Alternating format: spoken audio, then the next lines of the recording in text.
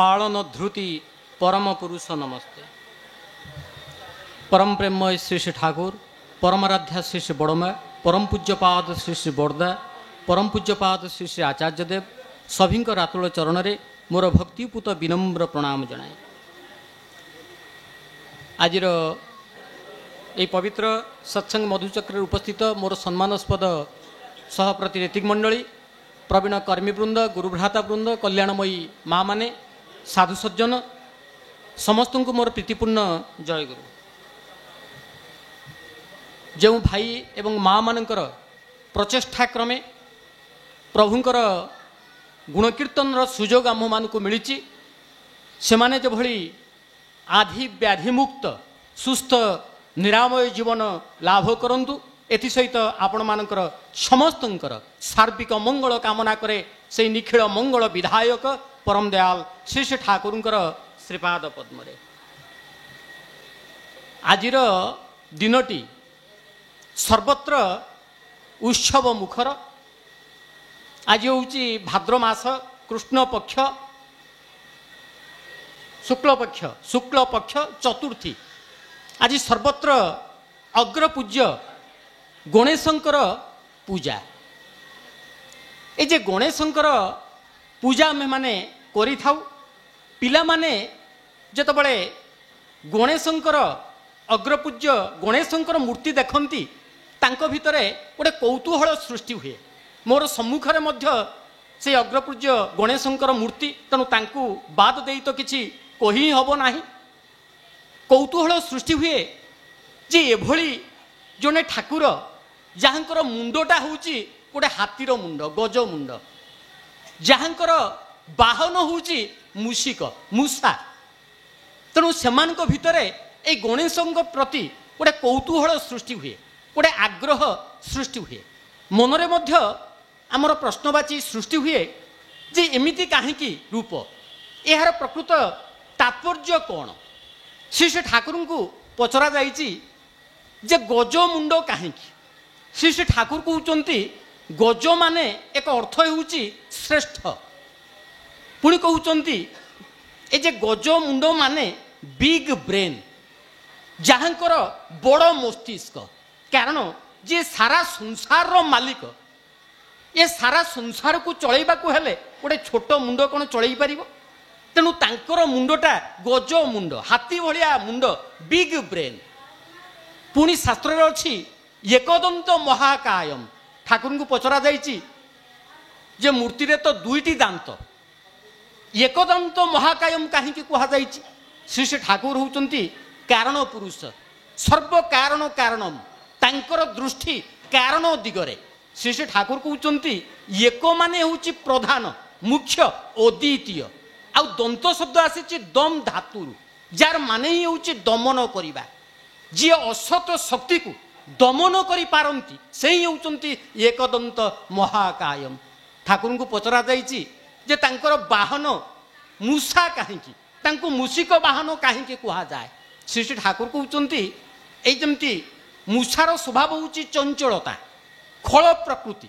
से खल प्रकृति को दमन करि पारंती, निज कंट्रोल रे रखि पारंती बोली तांकर वाहन होउछि मूषा। गोटे रूपक मात्र रूपक भाव में ग्रहण करा जाइछि। तांकर चारि हाथ।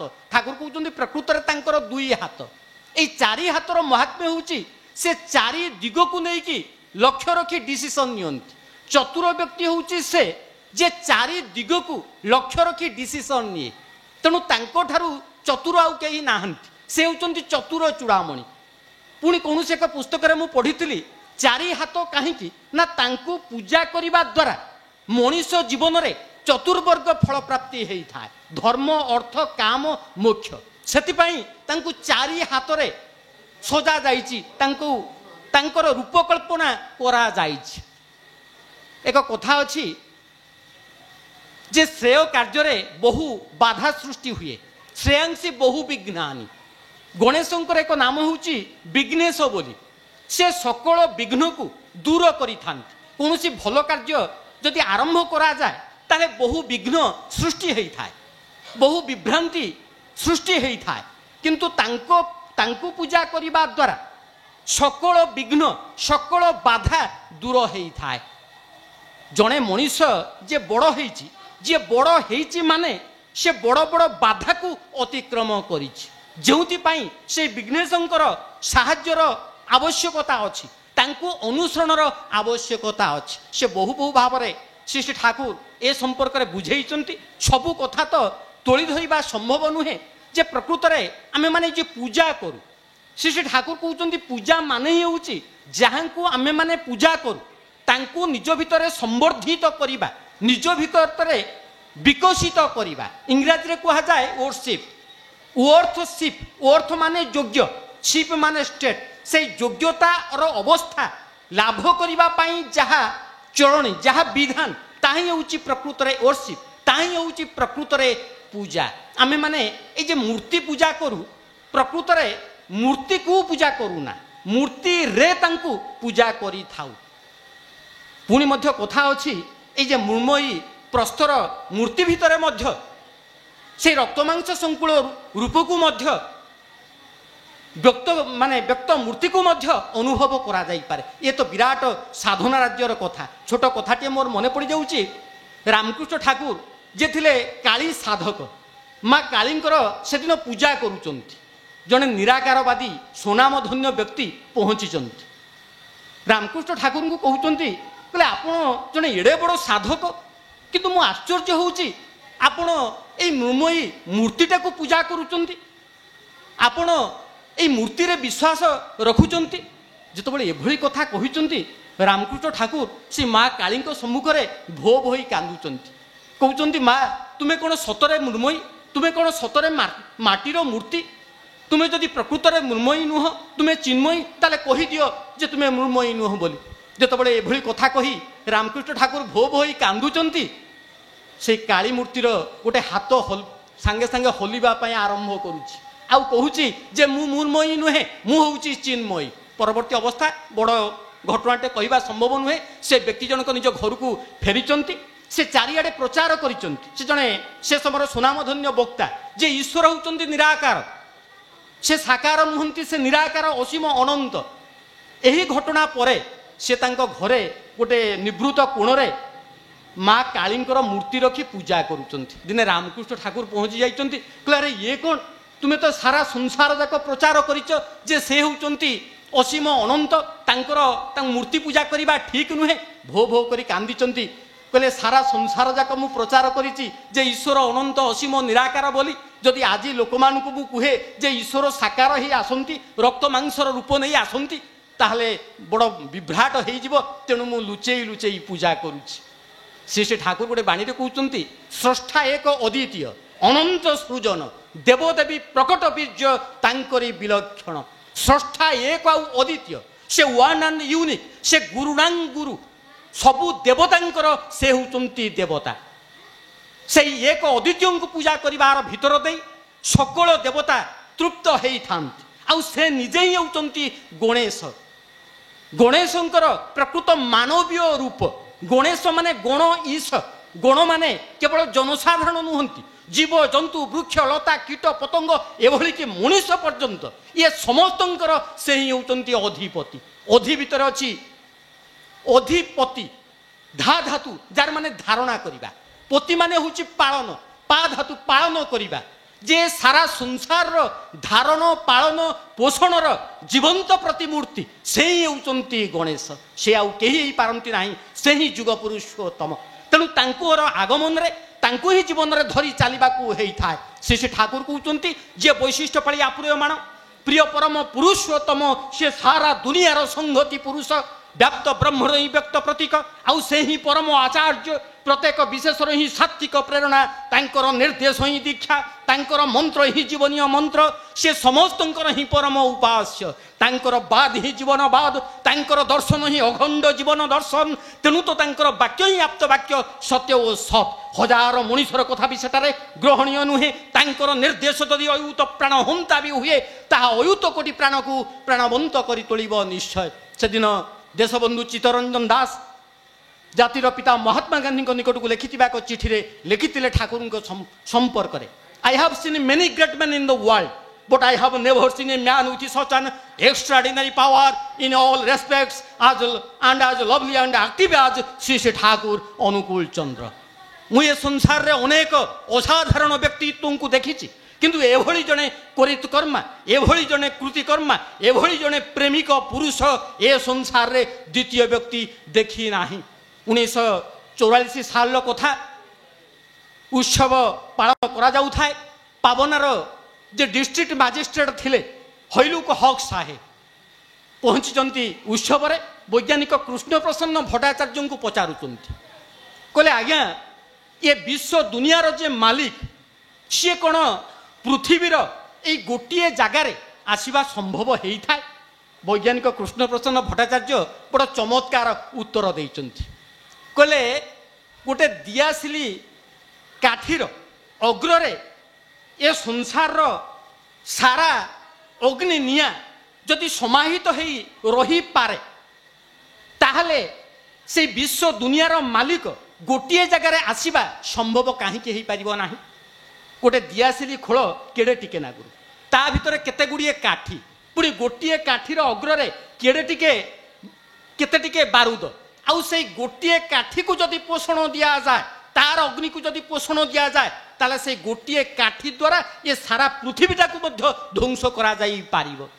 से सही कथा कहिले ये सारा संसार अग्नि जदि गोटे दियासिली काठीर अग्रे समाहित होइकी रही पारे से विश्व दुनियार मालिक से कहीं धरा बक्षरे रक्त मांसर रूप नहीं कि आसवा संभव हो पारिबो नाही।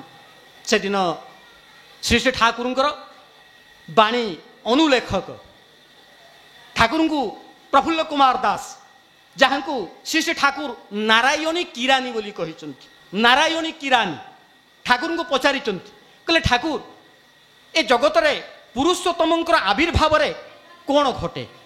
श्री श्री ठाकुर कहते गोटे नूतन मनंतर आविर्भाव घटे। प्रफुल्ला कहते ठाकुर ताहले तो सर्वनाश। श्री श्री ठाकुर कहते मनंतर माने मनुष्यर मनन धारार मनुष्यर मानसिकतार आमूलचूल परिवर्तन संगठित हुए कारण से होती विवर्तनर अग्रदूत तांको ठारे ही विवर्तनर समग्र रूपटी देखा मिली थाए। से दिन ठाकुरंकर जेतबळे नामकरण करा जायछि अनेक नाम प्रस्ताव दिया जायछि किंतु कौनसी नाम मध्य सर्वजन गृहीत हो पारु नाही। आमे माने जानिचे शेषरे माता मनमोहन देवी स्वरचित पंक्ति रे श्री श्री ठाकुरंकर नामकरण करैचंती। अकुले पड़िले दिनहीन जने नुआइन शिर कहिबु कथा कूल देई तांकु साधी प्राणपणे लक्ष्य रखी तांको नासिबु व्यथा जहाँ श्री श्री ठाकुरंकर जीवनर व्रत थिला। परवर्ती अवस्था श्री श्री ठाकुर कहते कहले मोर ना अनुकूल सत जीवनर किंतु जीवनर प्रतिटी क्षेत्र में मते प्रतिकूलतार पहाड़ डेईकी आगेबा को हेछि। इंग्राजी रे एक कथा अछि adversity is the test of personality. प्रतिकूलता ही हेउछि व्यक्तित्वर मापकाठी। प्रतिकूलतार भितरे मनुष्य केते तार एक्जिस्टेंस अस्तित्व को बजाय रखी पारुछि ताही हेउछि जीवनर साधना जोथि पाई बाधा को अतिक्रम करिवार कथा कहिसंती। श्री श्री ठाकुर गोटे छोट बाणी रे कहउचंती बाधा को बाध्य करिवार ताकत नाही अथच कर्मी तार माने छलना मुखर अलस कर्मी। आज मनुष्य जीवन रे जहा जेते जहा प्रकार दुख दैन्यता आर कारण होउची तीनोटी बोली श्री श्री ठाकुर कहउचंती। प्रथम होउची पाउपारिज्म दारिद्र्य व्याधि दारिद्रता। श्री श्री ठाकुर कहिले आमे माने दरिद्र नहु दारिद्र व्याधिग्रस्त। पुणी द्वितीय होउची इन्फीरियरिटी कॉम्प्लेक्स संकीर्ण हीनमन्यता। केही जदि काहारी को देखुची निज सहित समान बा ताठारु बड़ से ताकू बर्दास्त करि पारु नाही जोटा को कहा जाए इन्फीरियरिटी कॉम्प्लेक्स। आउ जोथि पाई आज व्यक्ति व्यक्ति भितर देखंतु राष्ट्र राष्ट्र भितर देखंतु कलह युद्ध। आज आम्हे माने एक बारूद गोदा उपरे बसिचे बोली कहिले अत्युक्ति हब नाही। केतबळे जे कोन घटी जीव ताहा केही मध्य कहि परिबे नाही। ए भली समय देई आमे माने गति करूछु।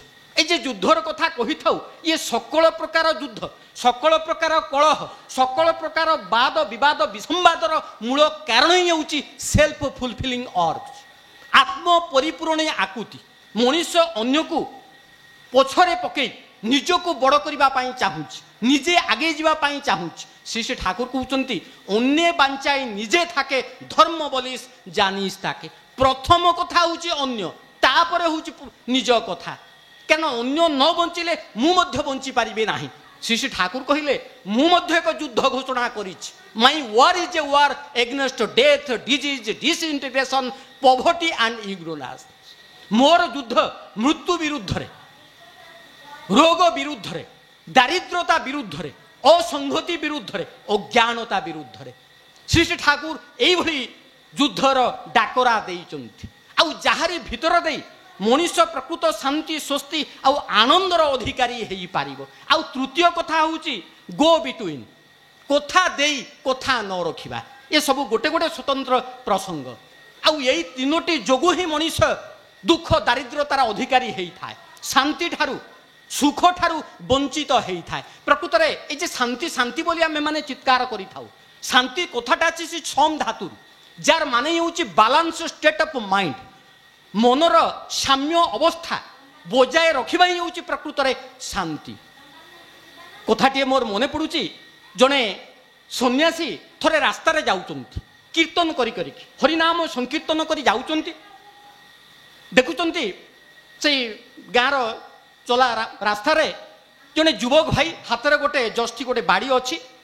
ସେ ଯାଉଛନ୍ତି, ତାଙ୍କୁ ପଚାରିଛନ୍ତି ସେ ସନ୍ନ୍ୟାସୀ ଜଣକ, କହିଲେ ପୁଅରେ ବର୍ତ୍ତମାନ ସମୟ କେତେ? ସେ ଯେଉଁ ବାଡ଼ିଟା ଧରିଥିଲେ ଦୁଷ୍ଟ ସ୍ୱଭାବର ପିଲାଟା ସାଧୁଙ୍କୁ ଖୁବ୍ ଜୋରେ ଗୋଟେ ଶକ୍ତ ପ୍ରହାର ଦେଇଛି। କହିଲା ବାବା ବର୍ତ୍ତମାନ ଗୋଟାଏ ହେଇଛି, ଗୋଟାଏ ବାଜିଛି। ସନ୍ନ୍ୟାସୀ ଜଣଙ୍କର କୌଣସି ରିଆକ୍ସନ୍ ନାହିଁ। ସେ ତାଙ୍କର ହରିନାମ ସଂକୀର୍ତ୍ତନ କରି ଯେମିତି ଚାଲୁଥିଲେ ଆଗେଇ ଚାଲିଛନ୍ତି।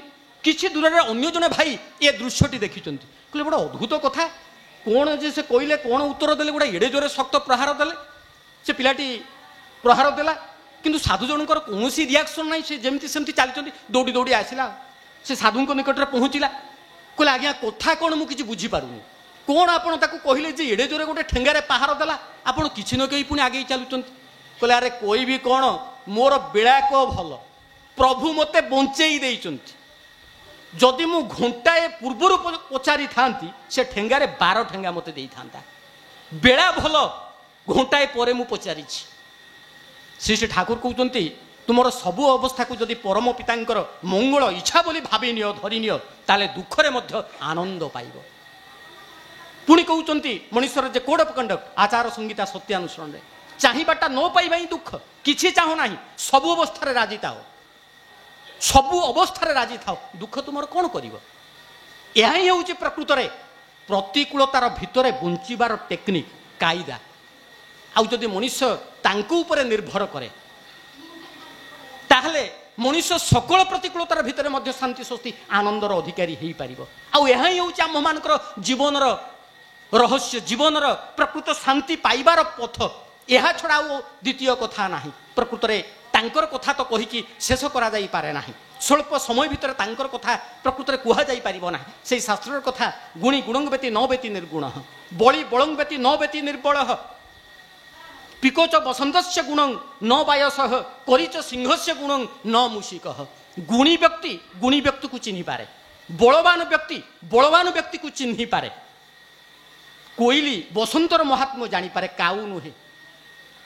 ହାତୀ ସିଂହର ମହାତ୍ମ୍ୟ ଜାଣିପାରେ, ମୂଷା ନୁହେଁ। ସ୍ୱାମୀ ବିବେକାନନ୍ଦ କହିଲେ ଓନ୍ଲି ଗଡ୍ ରିଅଲାଇଜେସ୍ ଗଡ୍। କେବଳ ଈଶ୍ୱର ହିଁ ଈଶ୍ୱରଙ୍କ ବିଷୟରେ ଜାଣନ୍ତି, ତାଙ୍କ ଠାରୁ ତାଙ୍କ ବିଷୟରେ ଆଉ କେହି ମଧ୍ୟ ଅଧିକ ଜାଣନ୍ତି ନାହିଁ। ତେଣୁ ତ ସେ ଆସନ୍ତି ନିଜ ବିଷୟରେ ଜଣାଇ ଦେବା ପାଇଁ। ପୁରୁଷୋତ୍ତମଙ୍କ କୃତି ଆଚରଣ তিনি ନା ବୁଝାଇଲେ ବୁଝେ କୋନ ଜନ। ସେଦିନ ରେଆଚର ହାଉଜର ମ୍ୟାନ୍ ଠାକୁରଙ୍କୁ ପଚାରୁଛନ୍ତି, କହିଲେ ଠାକୁର ମୁଁ ଅନେକ ଦିନ ହେବ ଦୀକ୍ଷା ନେଲିଣି, ଆପଣଙ୍କର ଅନେକ ସଙ୍ଗ କଲିଣି, କିନ୍ତୁ ମୁଁ ଆପଣଙ୍କୁ ବୁଝିପାରିଲି ନାହିଁ। ଶ୍ରୀ ଠାକୁର ଉତ୍ତର କହୁଛନ୍ତି, ଡୋଣ୍ଟ ଟ୍ରାଏ ଟୁ ଅଣ୍ଡରଷ୍ଟାଣ୍ଡ ମି, ୟୁ ଷ୍ଟାଣ୍ଡ ଅଣ୍ଡର ମି। ତୁମେ ମୋତେ ବୁଝିବା ପାଇଁ ଚେଷ୍ଟା କର ନାହିଁ, ୟୁ ଷ୍ଟାଣ୍ଡ ଅଣ୍ଡର ମି। ତୁମେ ନିଚେ ଛିଡ଼ା ହୁଅ, ଅର୍ଥାତ୍ ମୋତେ ଜୀବନରେ ମଥାରେ ବହନ କରି ଚାଲ, ତାହେଲେ ଯତ୍କିଞ୍ଚିତ ମୋତେ ବୁଝିପାରିବ। ତେଣୁ ତ ଶ୍ରୀ ଠାକୁର ମଣିଷକୁ ସେ ବଞ୍ଚିବା ବଢ଼ିବାର ବିଧାନ ଦେବାକୁ ଯାଇ କହିଛନ୍ତି ଯଜନ ଯାଜନ ଇଷ୍ଟବୃତ୍ତିର କଥା, ସ୍ୱସ୍ତୟିନୀ ସଦାଚାରର କଥା। ଶ୍ରୀ ଠାକୁର କହିଲେ ଯଜନ ଯାଜନ ଇଷ୍ଟବୃତ୍ତି ହେଉଛି ଗ୍ରାମାର ଅଫ୍ ଲାଇଫ୍, ଜୀବନର ବ୍ୟାକରଣ।